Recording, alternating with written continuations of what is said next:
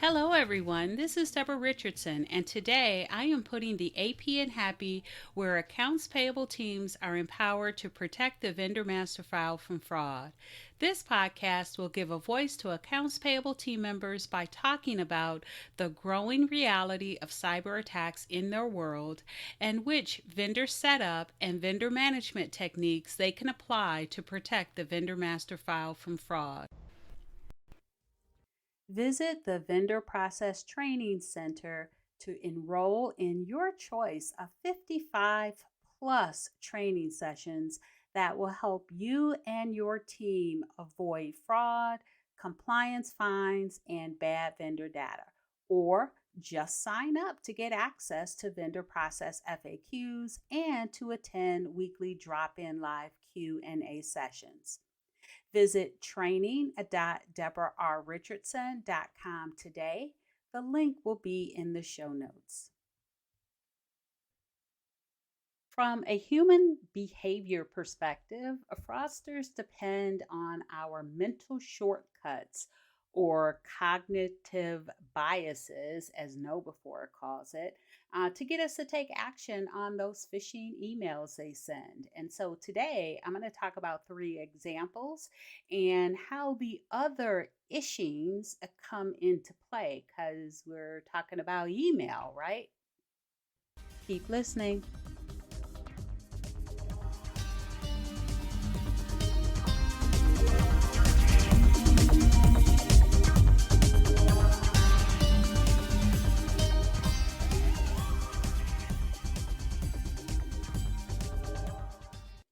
Welcome to episode 267, the most effective ishing scams in your inbox. All right, so just to reiterate, because I think I said it last episode as well, is that this whole phishing scams or phishing types of scams are part of scam holidays. Yes, that is a word I made up, but it's that time period between Black Friday and really New Year's. And so each of the 4 weeks through the week before Christmas, I am really focusing my podcast, my trainings, and my Vendor Master File Tip of the Week videos on my YouTube channel on the same type of scam. So it's really kind of a focused area. And these are things that or these four types of scams are ones that are seen throughout the holidays. And I only had 4 weeks. And for some reason, I chose not to put gift cards in there, which is horrible because that's like all through the holidays.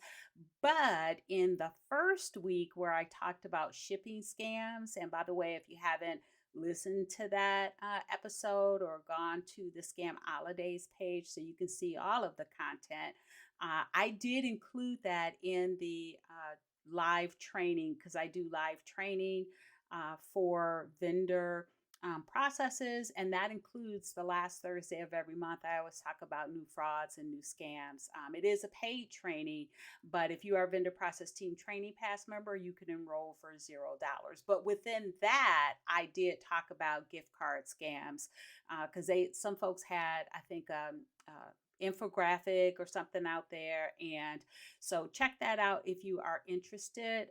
We know that that is an issue, but last week was shipping scams, and so check it out if you're interested again. And then this week we are talking about phishing and its offspring, vishing, smishing, and now quishing. And so let's talk about really quickly what phishing is. And we know that that is a social engineering scheme where fraudsters will send an email, and what they are trying to do, you already know, I'm preaching to the choir. They are trying to get you to click on a link and give you their or give them your login information, or they're trying to get some information out of you that could help them submit yet another phishing email or scam, or maybe even a fictitious invoice, right? Or, that email that's saying, hey, let's change my banking. I am the real vendor.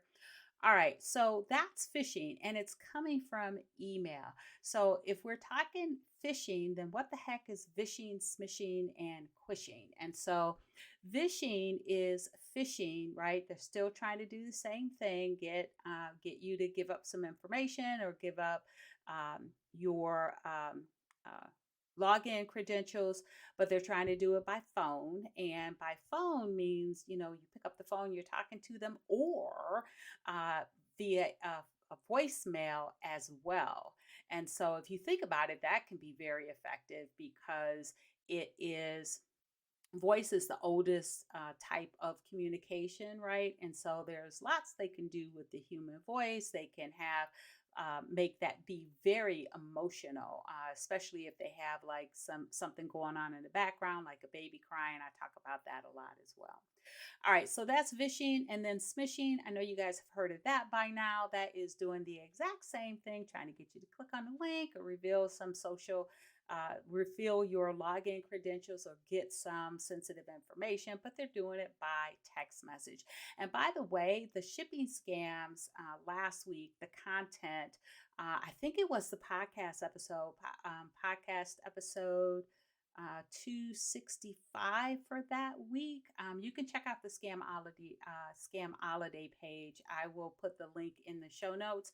But I talked about what USPS, right? Because sometimes they are not as much as they used to be, but like the last leg of that Amazon shipment. And so they get a lot of impersonations, fraudsters impersonating them by text message. But I talk about two things that they will never do in a text message, but the fraudsters always will. So make sure you check out that podcast. I think it was one right before the last one, because last one I was talking about mitigating check fraud. So check that out. But in any event, so that's smishing. And then the newest one on the block is quishing, which is phishing by QR code. And so that is where the fraudsters will hide that, spoofed link in a QR code because you can't tell just by looking at it. And so I'll talk about what they're doing with that. All right, but first we're going to go ahead and get started with the phishing and the most effective ones in phishing emails in your inbox. And for these, I'm really going to focus on the employee behavior ones, the ones where um, cognitive biases or those mental shortcuts really help out the fraudsters, and they depend on those. So let's talk about three of them that are still effective for employee engagement. And so let's start with the first one. And for each one of these, I'm going to give an example.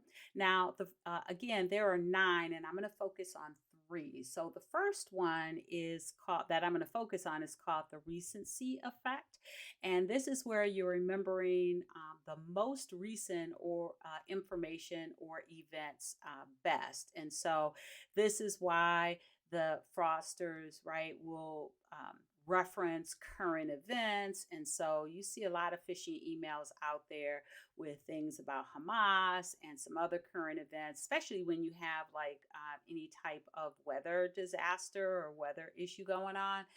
You'll see phishing emails related to those. But recency effect, that great example of that is where the fraudsters are really stalking you on Facebook and LinkedIn and anywhere on social media that they can identify what posts you like, especially if they're current event, right? What posts you like, your friends, your connections. And so that way, when they send an email, that email is going to have some it's going to sound more legitimate because it has some things that you have been interacting with recently, right? And so you remember the most recent events best.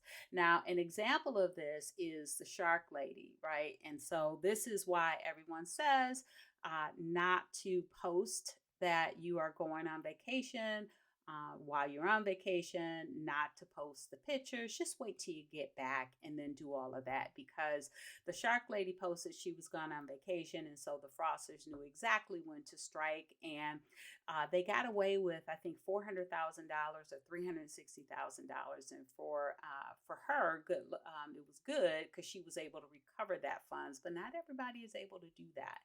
And so, the Froster reaching out to the bookkeeper about being on vacation, and the bookkeeper, right, knows that the shark lady's out on vacation. Don't know if she saw the bookkeeper saw the post on Facebook or not, but it was legitimate enough for that fraud to go through, and that fraudulent payment to be made. All right, so that's the first one.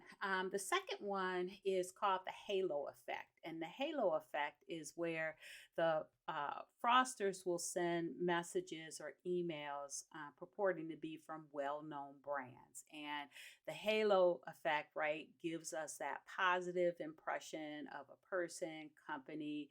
And so if they send an email impersonating Walmart, and I guess in different people's eyes, Walmart can be a halo effect or not.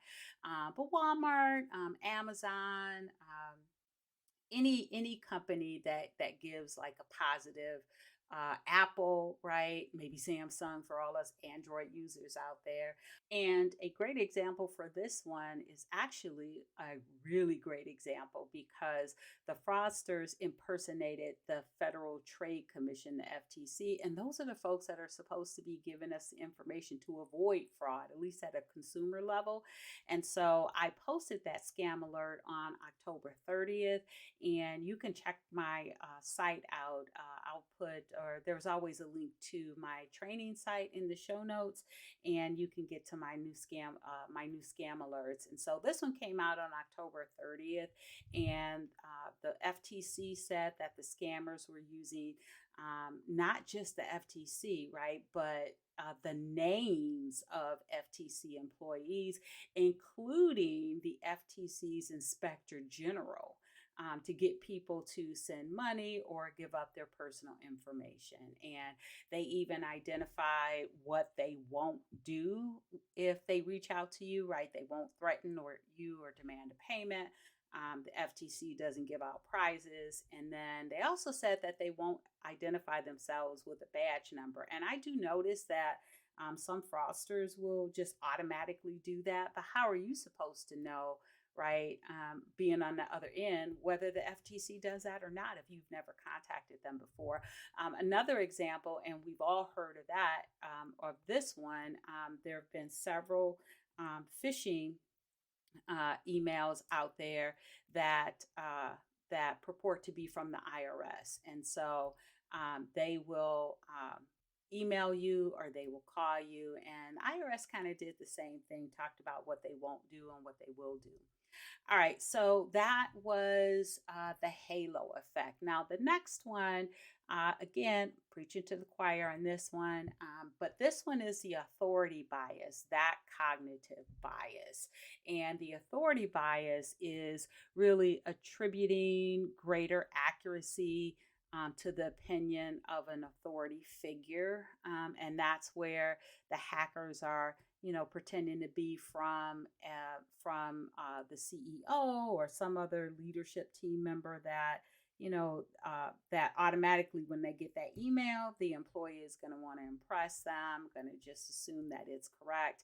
And by the way, when I was a practitioner my last position before I came out on my own, I was an AP senior manager, and the CEO like never contacted me, and that's great, because if the CEO had contacted me, that would have been a red flag in itself. And so that's kind of what I recommend when I work with folks, is to tell them, just stop that whole CEO, C-suite, whoever reaching out to folks to do things separately. And then if they do ever reach out, then that in itself is a red flag. And so, again, authority bias. And so the scammers or the fraudsters will impersonate leadership. And that was kind of the last one. Well, maybe not really the last one with the FTC because it wasn't their leadership. They were just impersonating like a C-suite person or a high-level person with the FTC. But if I look at go back to my new scam alerts, and there is a perfect example on November 12th. I posted a new scam alert where the fraudsters were impersonating a superintendent for, you guessed it, a gift card scam. And so this was down in Orlando where the fraudsters impersonated superintendent, I think it was Maria Vasquez, for Orange County schools with those gift cards. And so one of the things, this was reported by Orlando.com again. And so one of the things that they said is that the fear, right, of maybe losing your job or disobeying a command from your boss is what they prey on. So, yep, cognitive bias. All right, so we've got examples of all three of those. All three of the cognitive behaviors that are very effective scams and phishing scams in your inbox, right? Recency effect, so they're taking advantage of recent events that you remember, and then the halo effect, where they are taking advantage of, by impersonating brands, taking or getting that positive feeling that you automatically apply to some of those brands. And then of course authority bias with the fraudsters impersonating leadership because you want to do great in front of your leadership. All right, so now you might think, well, what the heck does vishing, quishing, and smishing have to do with phishing, right? Because this subject is on scams in your inbox, and we know that phishing, right, is based on the inbox. We know that vishing is based on either live phone call or voicemail. We know that smishing is based on text message, and we know that quishing is based on QR code. Well, I don't have any examples of smishing and phishing together, but I do have examples of vishing and quishing used with phishing, right, in email. And the fraudsters are using these to get by. And so let's talk about how they're doing that. So let's talk about vishing first. And so they're calling this, I've heard it called hybrid phishing or hybrid vishing. And that's where the fraudsters will start off with a phishing email first, but they don't tell you to click anything. They don't tell you to do anything. So you may not be suspicious of it. What they tell you to do is they tell you to call them. And so they will bait you now with an email, let's say, for example, from Amazon. And I had a new scam alert for this one too, where the fraudsters will send you an email and say that whatever that thing was that you purchased, and this could be a business expense too, that you purchased, and they'll put some high price on it, right, to make you feel anxious about it. And so they'll put that high price on it, and then they'll say, they'll have some type of a message to say, it's been charged. If something's wrong, just go ahead and call us. And of course, right, if you believe that email, you are going to call because you're going to know that you didn't order whatever that email said that you ordered. And let's see, is that a cognitive bias? And I will tell you, I used to use that when I was in corporate. So you know how if you email someone and you want something from them, you're asking them a question, they will not contact you back. And so what I used to do is I used to put something wrong in the email. Right. So I would email them, still ask for what I wanted, but then say something that is obviously wrong. And I will put it like in the first or second sentence. And then because it's wrong, they have that instinct to reply back and tell you that that you are wrong. I didn't care about that. I just wanted them to reply. So same type of, maybe that's another cognitive bias, because they only listed 9 here, no before, on this infographic. I am sure that's another cognitive bias. And so um, the fraudsters are using that too. So that's how phishing comes into play, because they're using that hybrid of first sending the phishing email with absolutely no links, maybe making you think it's legitimate. It's from it's from a well-known brand, so they're impersonating the brand. That's the halo effect. So they're combining some of these cognitive biases to get you to call in. And of course, when you call in, they're going to try to get your sensitive information, maybe your credit card number or banking details. All right, so the next one is quishing. So, how are they getting over with this quishing in email? Well, I saw this as a new scam alert, and I posted maybe 2 or 3 last month. But when I was reading through another site about the QR codes, they all say the same thing. The fraudsters use the QR codes because they can get past email filters. And so that means that they're getting into your email box when the fraudsters use that QR code versus just a regular link. And so that's how they're using QR codes. And that is, I had I saw something where they said one of the best ways to protect yourself against QR code phishing or quishing is to, instead of using a QR code app to read it, because they make them so small and some of those apps are, full of malware anyway, is to just take a picture of it, because then the link will be bigger so you can see it. But that is what they're doing. They are using the QR code so they can get it past the email filters. And I've heard that before, not just with QR codes, but also with images. And so now we've got quishing going on. So, quishing and phishing in your inbox. Now, I am sure I thought that there was a scam alert that I had, or maybe even a couple that I had posted about the smishing, right? Text message um, to phishing email, or phishing email to text message, but I couldn't find any. And then I did a couple searches, I couldn't find that either. So maybe not, but I wouldn't be surprised if that were out there. And maybe you have seen an example of that. All right, so those are the most effective phishing scams in your inbox. Hopefully, I provided you with some type of valuable content today.